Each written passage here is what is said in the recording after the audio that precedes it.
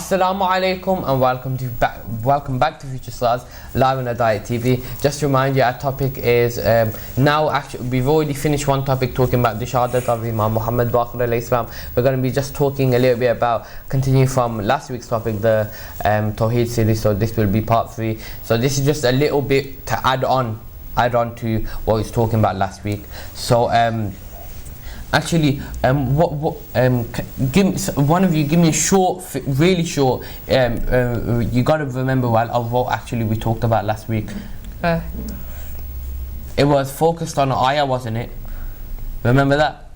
It's focused on ayah. What did the ayah say? It said about talking about the order of the universe. Oh, the order of the universe, night and night and day. Night and day, meaning the order of the universe is what? Sign for men who understand. Yeah. So the order of this universe, is a sign for Allah Subhanahu wa Taala and a sign for the creation. And that's what we were actually talking about. And we're talking about the wisdom that's in the creation must have come from intelligence, because something intelligence needs to give out that intelligence, doesn't it? Because something can't come from nothing, can it? Mohsin, you've got a book there, haven't you? And what is it? What's that book about? It's about Islam, and it explains the stories of the Imams and Prophets. And what is all of that? It's the one that we're doing now. I'm not talking about the one that you're doing. I'm saying all of the things in it, all of the things that it talks about, the history that's in it. What and what is it? It's like it's in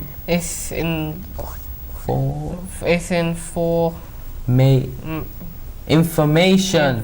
That's what it is. It's information. I gave you a little bit of tips there. You still didn't clock onto that actually. So all of that book, there is information, and information needs to come from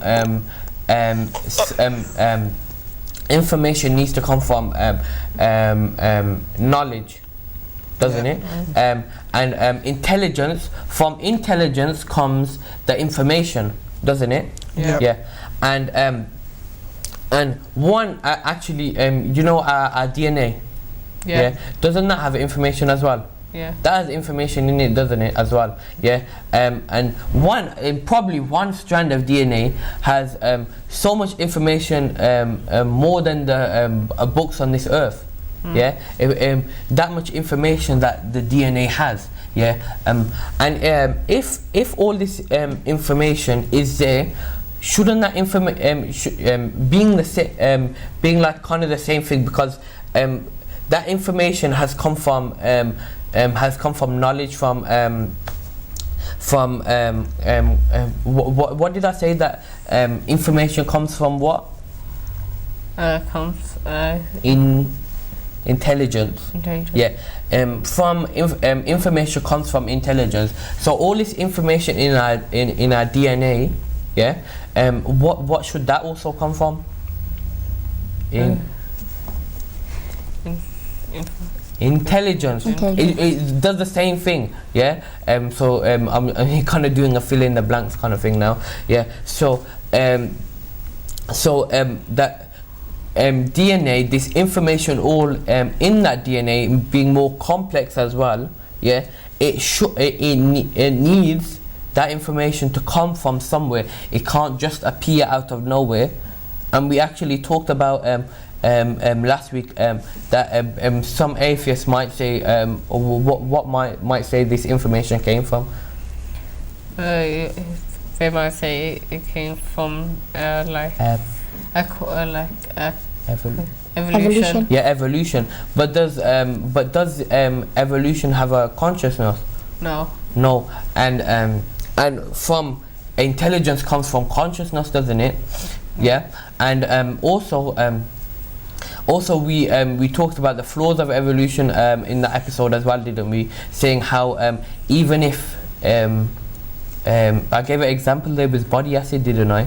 Yeah. Even if a change would occur, that change will kill off the creature, and then they can't pass on the information, can they?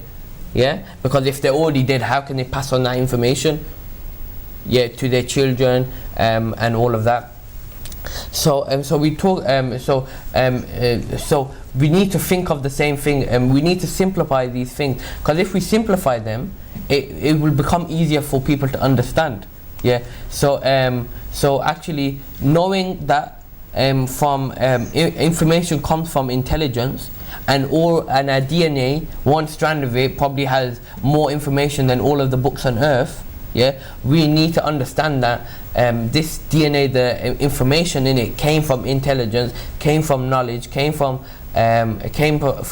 wisdom, and that only wisdom could have been Allah subhanahu wa ta'ala. Yeah. So so thank you for that. So Mohsin. So Hussein. Hussein's going to be talking a little bit about Najul Balagha and the things in it. Are you looking for it now? Yeah. Let him just look for that. So what did we mention the Najul Balagha was from? It was from Imam Ali. The sayings of Imam Ali alayhi salam. So and he was going to talk about some hadith as well, isn't he? Yeah. So I actually looked at what Hussein was going to be talking about, and Imam Ali actually in his book the Najul Balagha talked about the like creation of Allah subhanahu wa ta'ala, and Hussein is actually going to be talking about the creation of he's going to be talking about a peacock, and he's going to be talking about a bat as well. I think it was a bat. You know what bats are? Yeah. Yeah. And he's just going to be talking about them, and how Imam Ali kind of uses them to kind of describe and show the creation of Allah subhanahu wa ta'ala. So Hussein, have you got it yet? No. You want me to look for it? Yeah. Alright, I'll look for it. Got it. You can't be losing things, you know. This is the live television. You can't be losing stuff. Yeah. There. So can we all start saying off in the loud salawat? Allahumma salli ala Muhammad wa ala Muhammad wa ajil farjahum. Here are parts from the sermon given by Imam Ali alayhi salam, in which he describes some of the wonders of creation. The peacock. Allah has created birds of various shapes that live in the burrows of the earth, in the openings of high passes, and on the peaks of mountains. Among them are those shaded with one shade, and there is no other color except the one in which they have been dyed. There are others which are shaded with one color, and they have a neck ring of a different color. The most amazing bird among them is the peacock, which Allah has created in the finest harmony and arranged its colors in the best composition, with wings well tacked together and a long trailing tail. It feels proud of its colors and swaggers with its movements. You could imagine its feathers to be sticks made of silver, and the wonderful circle and sun-shaped feathers growing on those sticks to be pieces of pure gold and green emerald. If you compare them to anything growing on land, you would say that they are a bouquet of flowers collected during spring. If you compare them to clothes, they are like printed clothing or amazing multicolored sheets of Yemen. If you liken them to jewelry, then they are like gems of different colored fashioned together by means of studded silver. There is hardly a color from which the peacock had not taken a bit off, and improved further by regular polish, luster, silky brightness, and brilliance. If you carefully see one hair from the hair of its feather sticks, it would look like red rose, then emerald green, and then golden yellow. The bat from Sermon 153. Praise Praise be to Allah, He created the creatures without any example, without the advice of a counsel or the assistance of a helper. An example of His delicate production, a marvel of His creation, and a sample of His profound wisdom is what we see in the bat, which shrinks from the daylight, although daylight moves everything else to action, and is active in the night, although the night stops the activity of every other living being. Consequently, they treat the night as a lamp and go out with its help in search of their livelihood. The darkness of the night does not obstruct their sight, nor does the gloom of darkness prevent them from movement. As soon as the sun removes its veil and the light of morning appears, the bat pulls down their eyelids on their eyes and live on what they had collected in the darkness of the night. He has given them wings of flesh with which at the time of need they rise upwards for flying. They look like the ends of ears without feathering or bones. Of course, you can see them veins instinctively. Salawat Allahumma salli ala Muhammad wa ala Muhammad wa ajil farajum. Thank you, Hussein. So Hussein was mentioning stuff from Najul Balagha there, and where he was, what was Imam Ali alayhi salam talking about? What did he mention there? What was Imam Ali alayhi salam talking about, Mohsin? Misbah? He talked about the peacock and like how its feather is like, so that when you pick, if you pick one, it will be like red rose, and then like emerald green. Yeah, so he talked about the wonders of creation, the wonders of talking about the peacock and the what, Mohsin? And what was the other animal? bat. The bat, yeah. So they're mentioning about the wonders of creation, and what was he doing there? He was praising. He was praising Allah subhanahu wa ta'ala, saying what things He has created, praising Him, telling what marvel that He had created. So Hussein is gonna go on and talk about some hadith. So can we start? Hussein after the loud salawat. Allahumma salli ala Muhammad wa ala Muhammad wa ajil farajahum. Extracts from the hadith of Mufazzal. Hadith-e-Mufazzal is a narration by the sixth Imam alayhi salam to one of his companions, Mufazzal bin Umar. Mufazzal asked the Imam to give him some answers to counter the arguments of the atheists who denied the existence of God. Consequently, Imam narrated to him some of the wonders of creation. This narration took place over a period of some days and was written by Mufazzal. The following are some excerpts from the book. O Mufazzal, the structure of the universe is the most important proof and argument for the existence of Almighty Allah. Look how the parts of it have been set together with elegant workmanship and design.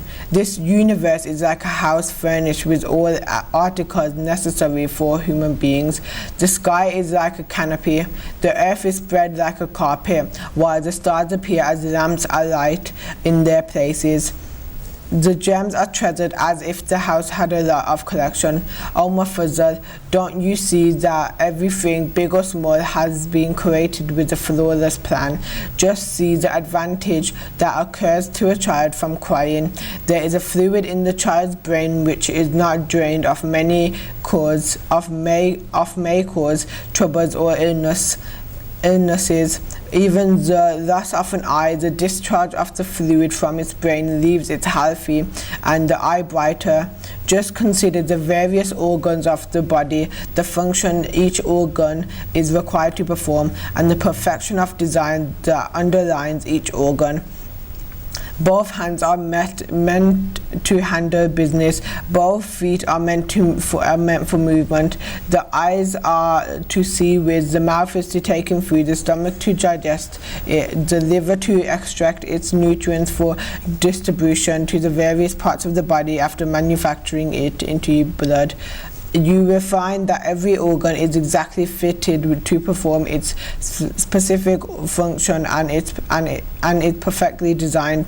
Oh Mufazzal, do you think that if a man enters a house and sees it supplied with all human needs, the whole house full of treasures and everything placed with a definite purpose, can he imagine that all those things have been arranged by themselves without anyone to plan it? Then how can any rational being suggest that this world and all its contents have come by themselves? O Mufazzal, just consider the mercy of Allah towards animals in giving their bodies and a covering with different kinds of hair to protect them against winter hardships, and they have been gifted with hooves, cleft and uncleft of all padded feet. They have neither hands nor palms nor fingers to spin and weave, so their clothing is made part of their bodily build without renovation and changing. O Mufazzal, just consider the physical build of the birds, as it ordained that it would fly high in the air. It has gifted with a light body and a compact constitution. It has only 2 feet instead of 4. It is gifted with a sharp chest to cut through the air, just as a boat is to build to cut through the water. The whole body is covered with feathers to get filled with air for high flight. Salawat. Allahumma salli ala Muhammad wa ala Muhammad wa ajil farajum. Thank you, Hussein. So Hussein was talking about hadith from which Imam? Jafar as-Sadiq alayhi salam, and he was actually using what we were talking about in the Tawheed series, being the outer way.